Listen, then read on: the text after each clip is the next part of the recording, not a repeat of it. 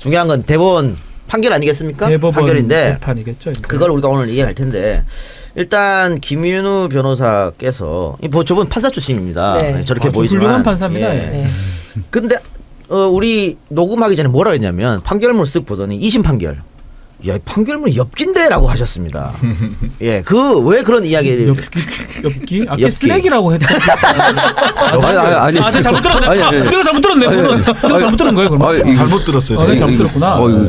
예. 자, 판결문이 엽기라고 한 이유가 있을 것 같습니다. 일단 왜 그렇게 말씀하셨는지 이유를 좀 들어보겠습니다. 일단은 이 판결에서 이 지사가 발언한 내용이 쭉 나오다가 어디가 허위다라는 부분에서 이 지사 발언이 약간 왜곡돼서 나타납니다. 그러니까 정확하게 말씀을 드리자면은 KBS에서 열린 경기도지사 후보자 토론회가 2018년 5월 29일 날 있었을 때 예. 그때 말한 답변 내용은 2012년 4월에 분당 서울대학교병원에서 분당 보건소에 조울병의 가능성이 높다는 평가의견서 낸 거 알고 있죠? 네. 그다음에 2012년 8월에 분당 차병원 분당 보건소에서 이재선 씨가 자신 및 타인을 해할 위험성이 있다는 진단서를 낸 거 알고 있죠? 보건소가 제가 의사입니다마는 정신보건법에 의해서 직계 가족이 정신감정을 의뢰하기 전에는 보건소가 이걸 할 수가 없는 겁니다. 근데 이재선 씨가 형님이시잖아요. 이재명 시장이 관권을 동원하고 직권을 남용하지 않으면 이런 진단서가 나올 수 없단 말입니다. 그렇지 않습니까? 어떻게 해서 이런 진단서가 나옵니까? 정신보건센터에서는 우리 시민들이 의뢰를 하면 1차 판정을 해줍니다. 그리고 그걸 가지고 다시 정식으로 요청을 하면 다시 의사들이 2명으로 정식으로 진단을 하죠. 그 절차까지 가지 않았습니다. 그걸 지금 시장께서 진단을 해달라고 부탁하신 거 아닙니까? 제가 안 했다니까. 전혀 안 했습니다. 네. 그런데 그 사람들이 그냥 저희 형님. 가족들이 했습니다. 어머니와 형제 자매들이. 저희 큰형님, 저희 누님, 저희 형님, 제 여동생, 제 남동생 여기서 진단을 의뢰했던 겁니다. 근데 저는 그걸 직접 요청할 수도 없는 입장이고 제 관할 하에 있기 때문에 제가 최종적으로 못하겠습니다. 시간을 되겠습니다. 요거까지 다 사실이거든요. 예. 여기까지만 얘기를 했는데 판결에서는 허위라는 부분이 이 말이 아니라 피고인의 어머니와 형제자매들이 이재선에 대한 정신건강 진단 의뢰를 한 바 있으나 피고인은 이에 관여하지 않았다.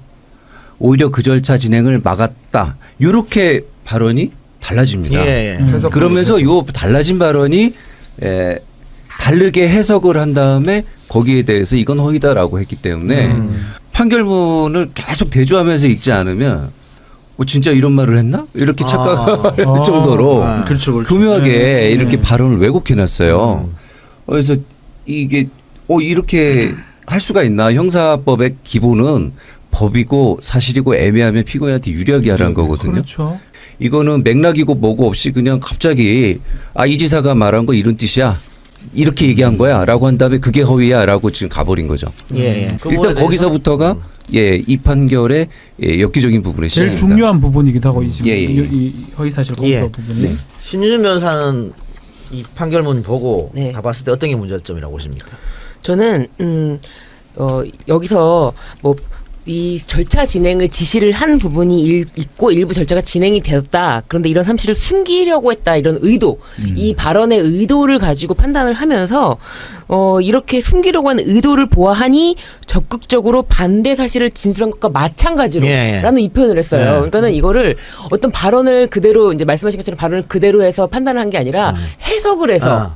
마찬가지다라고 해석을 그러니까 해서 법이라는 것은 어떤 잘못을 저지르면 거기에 대해서 판결을 하면 되는데 네. 너 그거 이렇게 하려고 그렇게 한 거지? 네. 이렇게 판사가 추측해버렸다. 네, 그런 추단을 식으로, 해버리는 네, 거죠. 적극적으로 진술한 것과 마찬가지라는 말로 치환을 하면서 너는 적극적으로 허위 사실을 공표했다라고 판단을 해버린 거죠. 예. 사실은 이 발언 자체로는 숨기려고 했다라는 정도인데 그치만 이거는 이코르 공표다. 적극적인 허위사실 공표다라고. 저도 똑같아요. 이거는 반대로 가능해요. 네. 아니라고도 볼 수도 있는 거예요. 그렇지. 해석하기 나름이거든요. 네. 그렇다면 우리 지금 김윤우 판사가 얘기한 것처럼 당연히 무죄로 가는 게 맞다고요.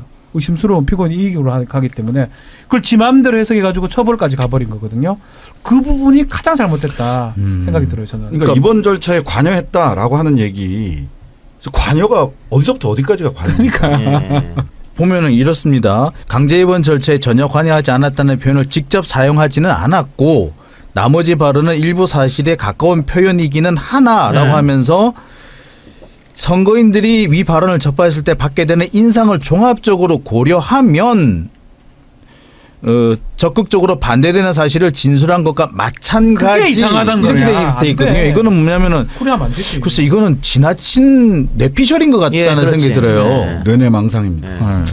50년대 60년대 제정된 대통령 선거법이나 국회의원 선거법에는 허위사실 공표와 관련해서 이제 허위 사항을 공표하거나 공표하게 한 자로 규정돼 있다가 72년도 유신독재 체제 이후에 개정이 되면서 국회의원 선거법에 허위 사실을 공표하거나 공표하게 한 자 또는 사실을 왜곡하여 공표한 자까지 포함해서 처벌 대상을 확대했다가 네. 94년에 이 왜곡을 뺐어요. 또 줄였잖아요, 그죠? 네네. 이 왜곡은 명백하게 이제 허위가 아니라 약간 사실을 비틀어서. 그릇되게 보이게 한다든가 뭐 사실과 약간 달라 보이게 오인되게 말하는 할 거. 수 있는 상황. 네, 네. 그거를 다 이제 포함하는 거거든요. 지금 말씀하신 대로 허위 사실은 아닌데 왜곡. 이렇게 사실과 달라 보이게 하면 그것도 허위나 한 가지야라고 한 거는 사실은 허위 사실 공표를 사실을 왜곡하여 공표한 자로 지금 유신시대법처럼 확대 해석한 거죠. 예. 근데 형법 그렇게 확대 해석하면 안 안 되거든요. 되죠. 안 되죠. 형법은 엄격하게 해야 되고 명확하게 해야 되고. 명확성의 원칙에 부합하게 명확하게 해석해야 되고 명확하게 만들어야 되고 법 제정 자체도. 그리고 또 하나 있습니다. 이게 만일 허위사실 공표에 들어간다고 합시다. 범주에. 근데 그 공표라는 건 대중들에게 널리 알리는 의미거든. 공표라는 네네. 게. 예? 네. 그렇다고 봤을 때 TV 토론 그 제한된 시간 그것도 질문자가 저쪽에 있고 네. 내가 대답하는데 내가 주도권을 못 잡기 때문에 질문자의 주도권에 의해서 답할 수밖에 없는 그런 상황이에요. 네네. 그거를 공표라고 할 수 있느냐. 왜냐하면 저쪽 질문자 그러니까 리드하는 시간이니까 내가 따라갈 수밖에 없다고. 그러니까 지금 이 판결은 TV 토론의 특성을 완전히 무시했다.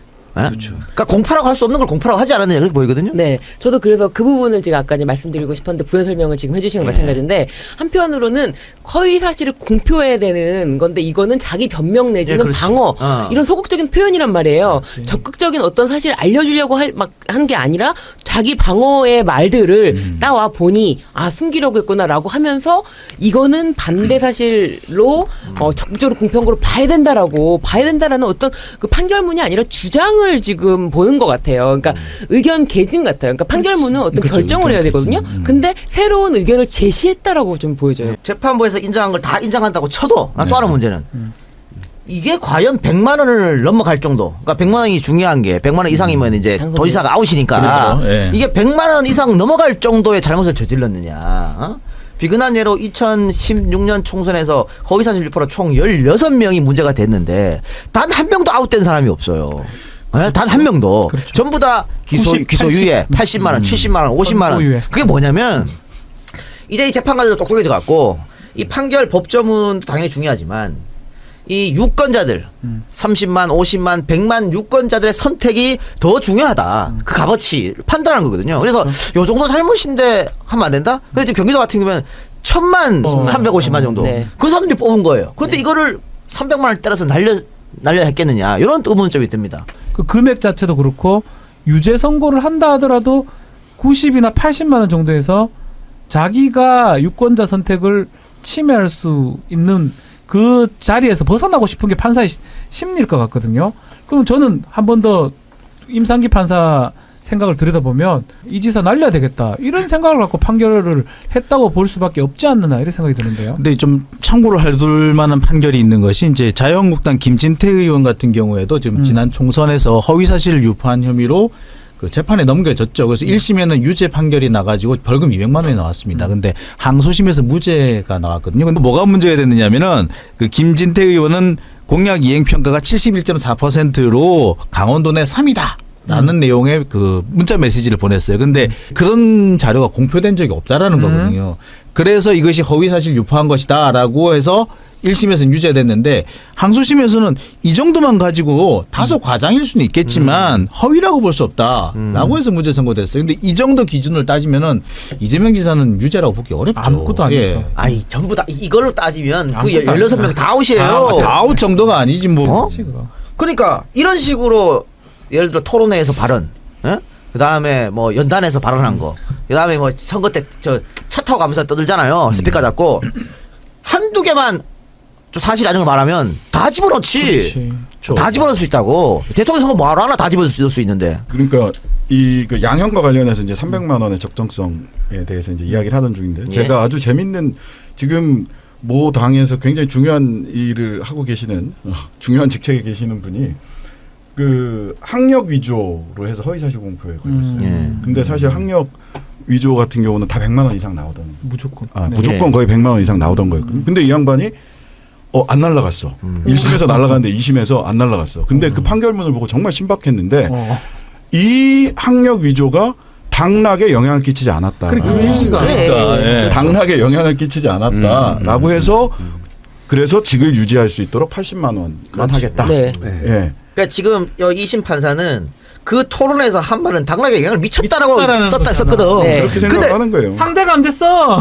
아니 더블 스카가 났는데 더블 스카가 났고 당시 그 이재명 지사가 56.4% 네. 득표를 했기 때문에 그리고 2위, 3위랑 표차가 워낙 많이 상대가 안 나서 됐어요. 그렇다면 이 정도 차를 가지고 그때 그 얘기를 한 걸 가지고 이게 당락에 영향을 끼쳤다라고 저는 보기 어려울 것 같아요. 제 말이에요.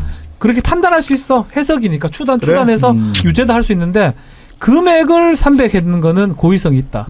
그래서 다시 나는 우리 김윤호 변호사님한테 임상기는 어떤 사람입니까? 그거는 제가 이제 말하기 어렵고 일단 판결에 나온 양형사유 중에 아까 진짜 얘기하더만 그러니까 쉬는 시간이 재밌다니까.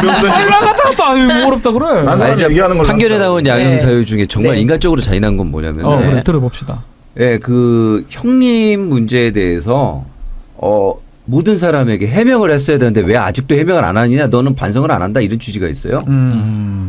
이거 좀 너무 판결문에 잔인하다라고 있다는 생각하는 거죠? 게 뭐냐면은 이 형님이 공인회계사였던 형님이시잖아요. 이 형이 원래 굉장히 좋은 형이었는데 95년에 큰딸이 사고로 식물인간이 되고 98년에 큰딸이 사망하면서 약간 이제 안 하던 현상들을 보이기 시작을 해요. 심리적으로 정신적으로. 네. 그러고 이제 특히 성남시장이 됐을 때는 막 시청 직원들한테도 정말 여기 정가도 생길 정도로 이상한 짓을 하고 뭐 롯데백화점 가서 보안요원도 때리고 뭐 이런 걸로 정가가 생기고 그러거든요.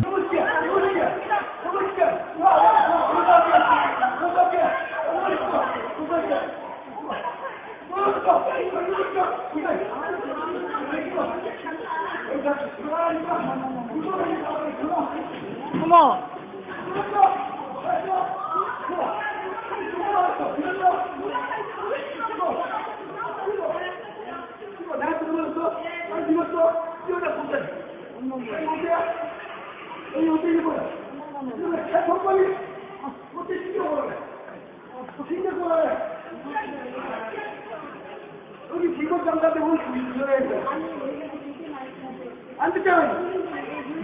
이게 이걸 민민에 대해서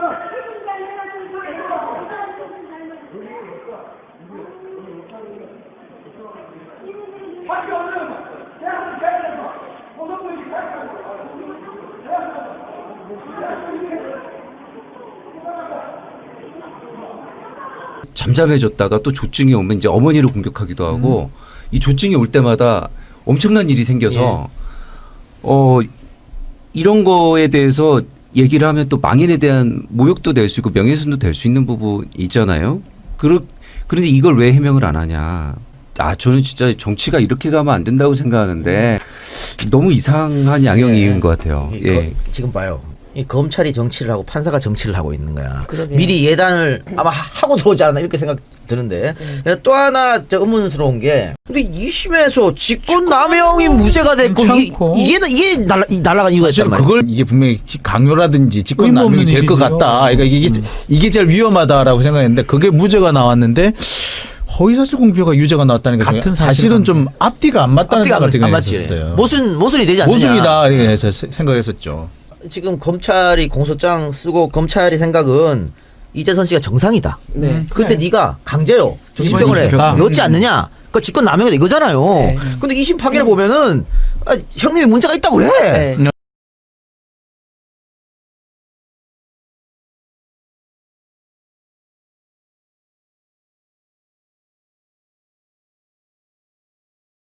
문제가 있으니까는 이 직권남용 아니다. 그래놓고는 이게 허위 사실로 이 여러모로. 판결의 백미는 이거죠.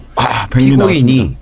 이재선에 대한 강제 입원 절차 개시에 전혀 관여하지 않았다는 표현은 사실과 다르다 해놓고 비록 피고인이 이재선에 대한 강제 입원 절차 개시에 전혀 관여하지 않았다는 표현을 직접적으로 사용하지는 않았고 그랬으면 어떡하냐. 아니 이 문장이 두 개가 지금 이어져 있어요.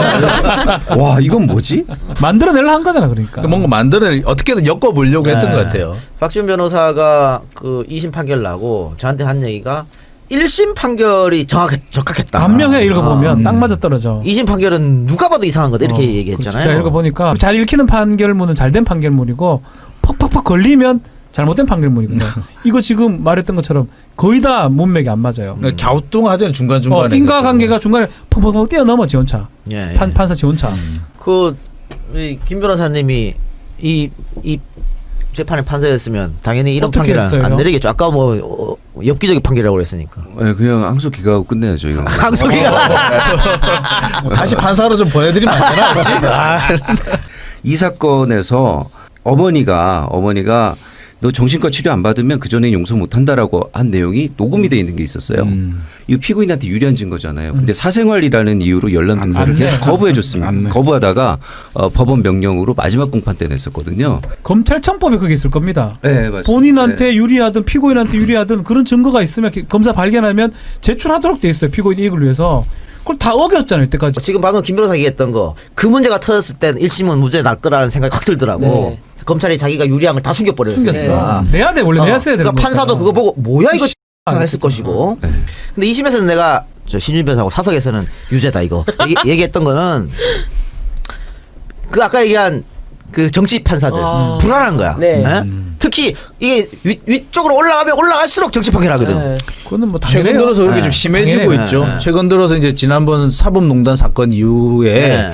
그 지금 법원의 상층부가 문재인 정부에 대해 상당히 좀 조금 이렇게 그 억하심정을 갖고 있다는 생각이 많이 들어요. 아니 뭐 그거 솔직히 말해서 양성태 그래 되고 나서부터 법원에 특히 1심에 지방법원은 좀 덜하지만 고등 이상의 고등부장 이상의 다 양성태 쫄병들 아닙니까 형님? 이런 걸 쫄병이라기보다는 우와. 은혜를 입은 거죠. 은혜를 쫄병보다 더 심한 그 마음이 기본적으로 자기가 판결 내릴 때 그게 반영될 수밖에 없다는 생각이 들거든요. 고등부장 승진으로 간택을 받으셨는데 거기다가 그러니까, 여기 네, 간택해 주신 어른인데 그 향판으로 계속 대구에 있었어? 예천 뭐 대구 계속 경북만 돌았다고. 대구 향판이야 그냥. 왜 올라갔어 근데 누구 때문에 올라간 거야? 내가 죄하라고 그거를.